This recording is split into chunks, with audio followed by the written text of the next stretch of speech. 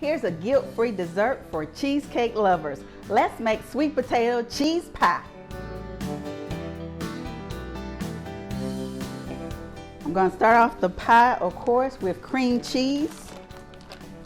Then I am using eggs and egg whites and sugar. I'm going to mix this with medium speed. Now it's time to add the next 3 ingredients. So I am using sweet potatoes. You can also use pumpkins if you don't want to do sweet potatoes. And cinnamon and ginger. Mix that again on medium speed. Now it's time to add the mixture into your graham cracker pie crust and let it bake for 50 minutes on 350 degrees.